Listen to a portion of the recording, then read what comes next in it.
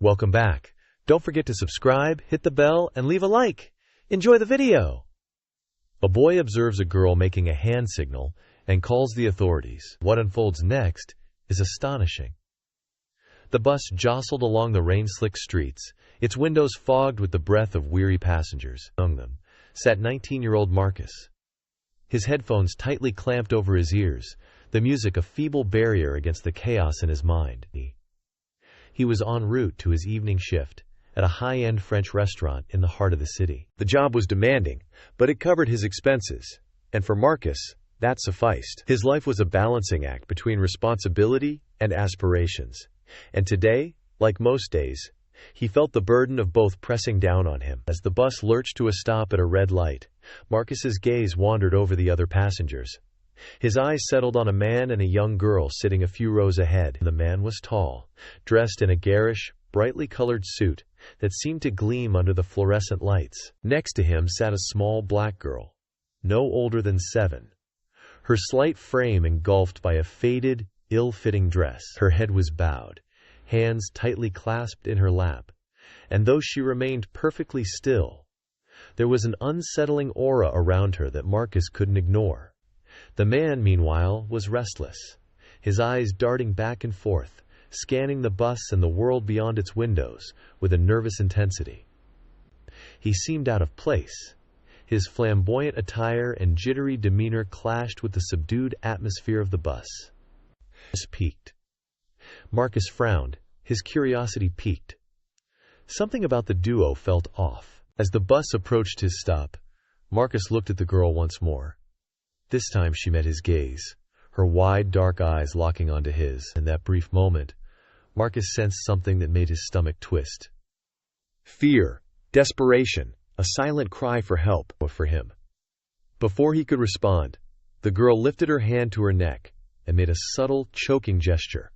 It was a quick, almost imperceptible movement, but it sent a shock of alarm through Marcus. His heart raced as the bus doors hissed open and he stepped out into the cool evening air. The image of the girl's terrified face seared into his memory. The restaurant was a world away from the gritty streets outside. Its luxurious dining room sparkled with crystal chandeliers, its tables dressed in crisp white linens and polished silverware. Marcus navigated the space with practiced ease, his mind still haunted by the girl on the bus. He attempted to shake off the unease, concentrating on the tasks at hand, refilling water glasses, serving plates of coq au vin, and smiling politely at the restaurant's affluent patrons. But the memory of the girl's gesture persisted, a nagging itch he couldn't relieve. Then, as if summoned by his thoughts, the man and the girl entered. Marcus froze, nearly dropping his tray of empty glasses. The man was now dressed in a sharp-looking suit, his previous garish attire replaced by something more suitable for the restaurant's clientele. The girl, too, had undergone a transformation.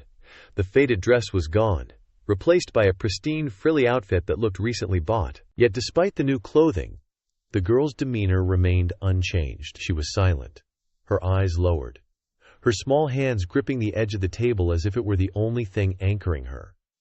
Marcus's unease grew as he approached their table. The man ordered with confidence, his voice smooth and practiced, but there was an edge to his tone that unsettled Marcus. When the man pulled out a thick wad of cash to pay, Marcus couldn't help but notice how crisp and new the bills appeared. It was a small detail, but it added to the growing list of inconsistencies. As Marcus served their meal, he caught the girl's eye again. This time her fear was palpable. She glanced at the man, who was distracted by something outside the window, and then back at Marcus. Slowly, deliberately, she raised her hand to her neck and repeated the choking gesture. Marcus's breath hitched in his throat. This wasn't coincidental. The girl was in distress, and she was pleading for help. Marcus's mind raced as he retreated to the kitchen. He needed to take action, but how? The restaurant's manager, a stern individual named Mr. Dupont, was notoriously dismissive of anything that might disrupt the dining experience. Marcus knew that approaching him would be risky, but he had no alternative. He pulled aside his coworker Elena and quickly detailed what he had witnessed. Her eyes widened in alarm, and together they approached Mr. Dupont. The manager listened with a skeptical frown, his arms crossed over his chest. "You're overreacting, Marcus," he said dismissively. They're just customers. If the girl seems quiet, maybe she's simply shy. Hailing way.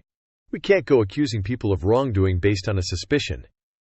Marcus clenched his fists, frustration bubbling within him. Sir, I'm telling you something is not right. That girl is frightened and she's trying to tell us she needs help. Mr. DuPont sighed, his patience wearing thin, differing his men. Even if you're correct, we can't afford to create a scene. This is a high-end establishment, and our reputation is at stake. Drop it, Marcus. That's an order. But Marcus couldn't let it go. He couldn't ignore the growing feeling in his gut. The image of the girl's terrified eyes etched into his memory. As he returned to the dining room, he saw the man and the girl preparing to leave. Panic surged through him. If they exited that door, he might never see them again. Without a second thought, Marcus slipped into the back hallway and dialed 911. His voice trembling as he described the situation to the dispatcher, his words rushing out. He provided the restaurant's address and a description of the man and the girl, hoping that the police would arrive in time. When he returned to the dining room, the man and the girl were gone. Marcus's heart sank as he saw them climbing into a taxi outside. He memorized the license plate number, his hands shaking as he jotted it down on a napkin. Behind him, Mr. DuPont glared, his disapproval evident. The police arrived minutes later, their presence causing a stir among the restaurant's patrons. Mr. DuPont was furious, his face flushed with anger as he confronted Marcus.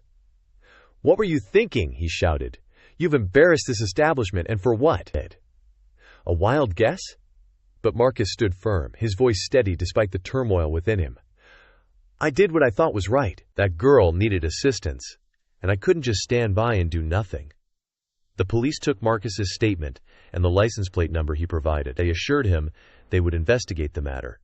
But Marcus couldn't shake the feeling that he had failed. As the night wore on, he replayed the events in his mind, wondering if he had overreacted, if he had let his imagination run wild. The next morning, Marcus's phone rang. It was Detective Ramirez, one of the officers who had responded to his call. "We found them," she said, her voice laced with relief.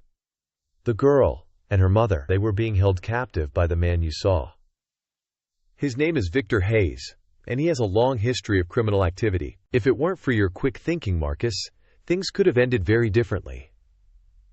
Marcus's knees buckled as the detective explained how they tracked down Victor and rescued the girl, Alicia, and her mother, who had been drugged and held against their will. The details were harrowing, but Marcus felt a surge of relief knowing they were safe. In the days that followed, Marcus became something of a local hero. Alicia's family reached out to thank him, their gratitude overwhelming. They presented him with a check for $100,000, a life-changing sum that would allow him to pursue his dreams of attending college and providing a better future for his family. The restaurant, inspired by Marcus's bravery, implemented new policies to ensure the safety and well-being of its patrons.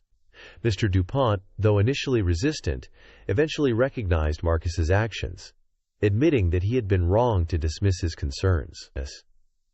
As for Marcus, he understood that his life would never be the same. He had confronted danger directly, trusting his instincts and doing what he believed was right. And in doing so, he had not only saved 2 lives, but also discovered the courage to pursue his own dreams. Here on Karma's Twists, we share the most impactful stories of karma and justice that the world needs to see.